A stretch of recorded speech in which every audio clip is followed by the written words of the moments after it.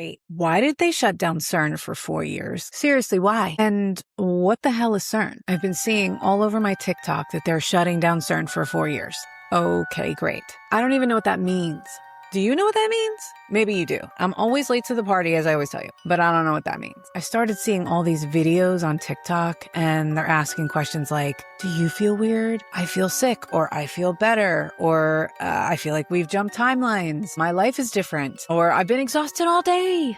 So CERN shuts off, and now everybody thinks we're jumping back into a different reality. So of course I'm going to pay attention because you know I like a good conspiracy theory. And on this episode, I have 5. I'd kind of like to know where the hell I'm headed. So I went down the rabbit hole. And I'm guessing some of you have too. And it gets weird. Like really, really weird. I'm Chanelle, and this is Sassy Politics.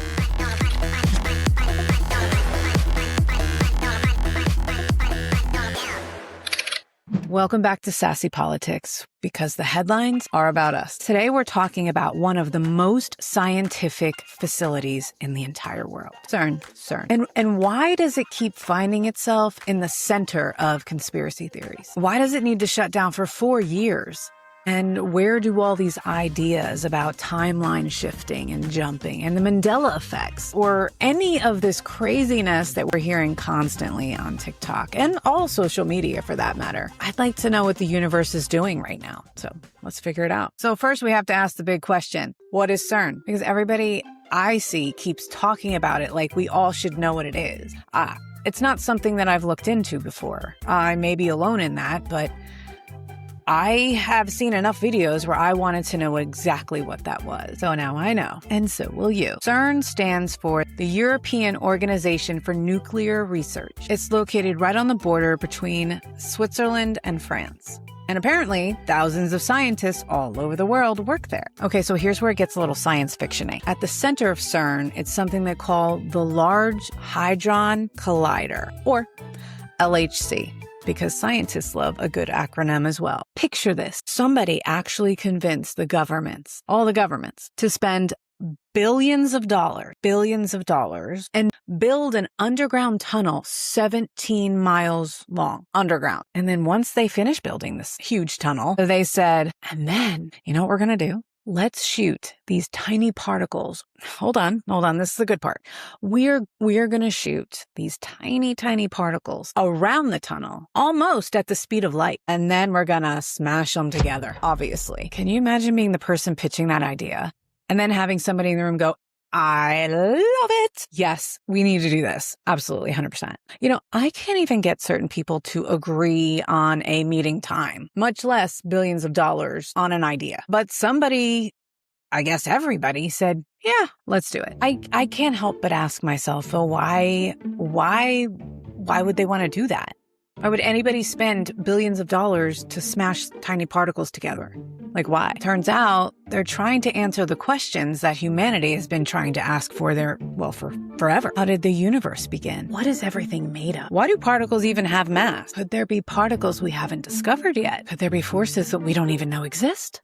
Basically, they're trying to understand how reality works, which leads us to another question, the Big Bang Theory. I know, not everybody agrees with the Big Bang Theory, but do we even know what it is? Some people believe the scientific explanation, and some people believe the Bible explanation. Some have completely different beliefs, not either one. And I'm not here to tell you what to believe. I'm just here trying to explain why CERN does exist, right? That's what we want to know, so that then we can start to form those ideas around it. According to the leading scientific model, the universe began about 13.8 billion years ago. And despite the name, the Big Bang Theory wasn't an explosion. And scientists don't claim to know what happened before that. They're studying what happened after that, how the universe cooled, how the stars formed, how galaxies formed, how planets formed, and eventually how you got here. So when the scientists at CERN try to smash these particles together, they're trying to recreate tiny fractions of a second that happened right after the universe began. They're not trying to recreate the Big Bang Theory. And whether you believe in the Big Bang Theory or not,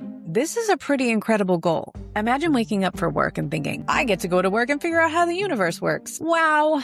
I mean, seriously, that's pretty freaking cool. I get to look at numbers in a spreadsheet. That is so wild. If that's all that CERN is actually doing, why does the internet think that they're doing something else? Like opening portals, creating black holes, changing timeline, and somehow giving us Mandela effects. But this is where things get fun. And things that I actually love. Because whether you believe the internet theories or not, it's become part of the culture. So go ahead, go get it. It's time. Put on that tinfoil hat with me. Mine has rhinestones because things are about to get weird. I love that guy on the internet that says that. Part infinity. He's so cool. Theory number 1. CERN created the Mandela Effect. Have you heard of the Mandela Effect? Oh, I'm sure you have. But if you haven't, where have you been? Like, seriously, where have you been? The Mandela Effect is when large groups of people remember a certain situation or product a certain way. But history says they're wrong. Let's play a game. The Fruit of the Loom logo. Did it have a cornucopia with the fruit, or was it just the fruit? I would have bet any amount of money that it had a cornucopia. I've actually seen pictures of it with a cornucopia. Yeah, I'm sure it did, but apparently it didn't. Okay, what about the Monopoly Man and his monocle? Remember that? I remember him having one. Do you? He doesn't. Well, according to history, he doesn't. And he never did. What about the Bernstein Bears? Because I know I didn't spend my childhood reading the Bernstein Bear. History says I did. Curious George. Did he have a tail? You know, this one I'm not so sure, but I feel like he did. Do you? Do you remember that? History says he didn't have a tail. I'm telling you, things are weird. The internet has gaslit an entire generation. Yep. Or maybe that's exactly the point. Because here's where CERN enters the conversation. A lot of people think that the Mandela effect isn't just bad memory. There's something else to it. It's leftover memory. Following me? Memory from another timeline. According to this theory, when CERN started running experiments, something shifted. Tiny little changes. Nothing dramatic. Just enough for people to remember things differently. Like reality got edited. But do scientists think that's what's happening? No. Scientists will tell you that memory is weird. Our brains fill in the blanks all the time. We kind of mix memories together. We remember patterns instead of details. And that explanation makes a lot of sense. Truly, it does. But I also love the timeline theory. It's definitely a lot more fun, don't you think? I mean, tell me you haven't looked at one of those Mandela effects and thought, wait a minute. Hold on. That is not how I remember it. Exactly. Theory number 2. All right, so this one sounds like a Netflix series. It goes something like this. Every time CERN fires up the Large Hadron Collider, they're not just particles smashing together. They're ripping little holes in reality. Tiny cracks, doorways, other dimensions, parallel universes, basically Marvel. Now, here's what's funny. This theory didn't completely come out of nowhere. Scientists really do study whether there could be more dimensions than the one we experience today. I mean, that's real physics. They're asking questions like, could there be dimensions that we don't see? Could there be realities that exist alongside ours? Those are legitimate scientific questions. And then the internet gets involved. Because of course it did. Hello. Suddenly it became, so you're telling me they're studying other dimensions and they're smashing particles together. Yeah, nothing bad could happen there. You could almost hear the conspiracy theories writing themselves. People started connecting everything. Deja vu. Weird dreams. Every single time CERN made the news, people would ask, did they do it again? Now, is there any evidence that they've opened a portal? No, none. But I have to admit, if somebody made a movie about that, I'd absolutely watch it. Probably twice, because it would take me that many times to even kind of, sort of, maybe understand what they're talking about. Even if you don't believe any of it, it's still absolutely fascinating. And the news cycle never stops. Politics already has everybody stressed out. And when the world already feels chaotic, it's not a surprise that theories like this catch on. It's just not. And sometimes it's just easier to believe that we slipped into another timeline. Although I believe it. And I don't know about you, but I definitely feel like this timeline has been exhausting. Okay, time for theory number 3. This one actually made me laugh a little bit until I found out people were absolutely serious about it. Before CERN turned on the Large Hadron Collider, people were asking, is it creating black holes? I mean, fair question. Like, I have a clue. Clearly not. If you tell me you're about to create the biggest, most powerful machine that has ever been created, I'm probably going to have a few questions about it. Black holes are real. They're some of the strangest things we've ever discovered. And I say we, like I was on the panel, but they would be a better pronoun for that situation. Gravity is so strong. So people started wondering if they can recreate the beginning of the universe. Could they accidentally create a black hole? And then people began to be convinced that the Earth was going to be swallowed. Just imagine planning your weekend and somebody says, oh, by the way, scientists might accidentally destroy the planet today. I mean, that's just a lot to take in. And we know that scientists studied this long before they even turned the machine on. Their conclusion was that, yes, it's possible that a small black hole could form and it would disappear instantly. No planet swallowing, no apocalypse, no giant space vacuum.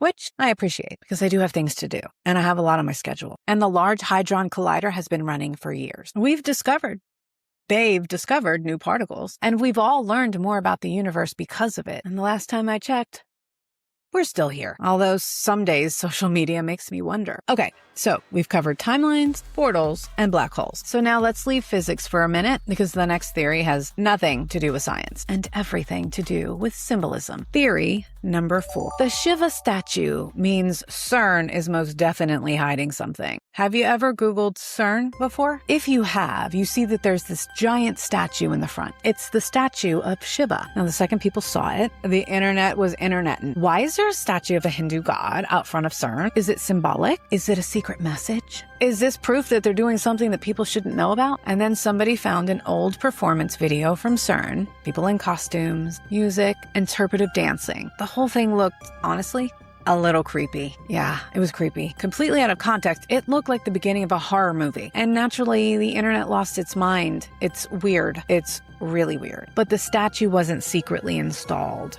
for some ritual. It was a diplomatic gift from India. And in Hindu philosophy, Shiva isn't just associated with destruction. Shiva also represents creation, renewal, transformation, the endless cycle of beginnings and endings. When you think about it, actually makes a lot of sense if you're trying to figure out how the universe began. So does all of that stop the conspiracy theorists?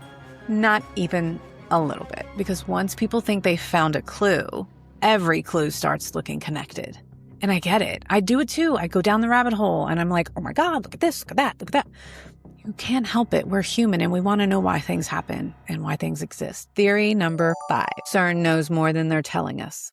Now we reach the granddaddy of all theories, or timelines, or portals, or black holes. This theory is rather simple. What happens if the scientists find out what's really going on? Would they tell us? Would they even know how to tell us? I mean, I didn't even know what CERN was. Am I going to understand what they found if I'm not tuned in and paying attention? Would you? Or would they spend years upon years trying to understand it before they can actually explain it? That's really what this theory's about. The unknown. And just like me, a lot of us are not looking at relative theory journals, scientific journals. We're watching TikToks and saying, oh God, what's going on over there? That's what's happening. But here's the truth according to the way I know it and understand it. CERN has published an enormous amount of research. Scientists from all over the world work there. Their discoveries are debated, reviewed, and questioned, and that's literally how science works. And it shouldn't stop people from wondering. And I get it. I wonder all the time. I'm hoping that there's a reason. Why are we here? We all, as humans, hate unanswered questions, and we always have. It's why we tell stories. It's why we chase mysteries. And sometimes those mysteries turn into incredible scientific discoveries. And they lead us down some pretty entertaining rabbit holes. And every once in a while, they remind us of all the things we just don't even know. So, did CERN create the Mandela Effect? Probably not. Did they open a portal? There's no evidence that they did. Did they accidentally create a black hole? Also, no, but maybe. Here's what I think. I think CERN accidentally created something else. Curiosity. Millions of people who would have never cared about particle physics. Seriously? And they're suddenly asking questions about the universe. But honestly, I think we would have asked anyway, right? We would have asked about reality, dimensions, memory, and what we know and what we don't know. And I think it's kind of cool. And by the way, my absolute favorite episodes are when we put those tinfoil hats on together. So before I go, I have one more rabbit hole for you. This one is starting to make its rounds online. I've seen it before, but a new one just emerged. People are sharing stories about objects duplicating. One story that caught my attention was about a woman, and she had this man-made, well, her friend made it. It was a keychain with like beads on it, little small beads in different colors and very specific pattern. And she wore it on her car keys. And they were leaving a company. Her friend moved out of state, so she was here. And this keychain, she would always grab in her purse to try to pull it out. And she knew that she'd found her keys whenever she found it. So it wasn't mass produced. It was a one and only from her friend as a goodbye gift. It had faded over the years and turned white. The colors weren't as bright anymore. And then one day she reached in her purse and there was another one, not a replacement, an exact duplicate of that original keychain, handmade keychain with different colored beads on it in the same pattern. She didn't order one. She didn't ask her friend for one. Her friend lived out of state and suddenly she had two. I don't know, cue the Twilight Zone music. I have no idea. But it's not the only story. There's more stories of that happening where you have the same object duplicating and you only had one to start with. Is that proof of anything though? No, it's a story, but I'm starting to see more and more of them. Things appearing where they swear they hadn't been before. I mean, there could be a perfectly ordinary explanation. I mean, I don't know, and you don't know, but I do know one thing. Now I'm going down that rabbit hole too. So if you start hearing about duplicated objects, or you've got a story of your own, send it to me, because I have a feeling this isn't going to be the last time we talk about it. Keep asking questions. Keep thinking for yourself. And if you wake up tomorrow and there's a second set of car keys laying on the counter, maybe, just maybe, don't touch them. I'll see you next Tuesday.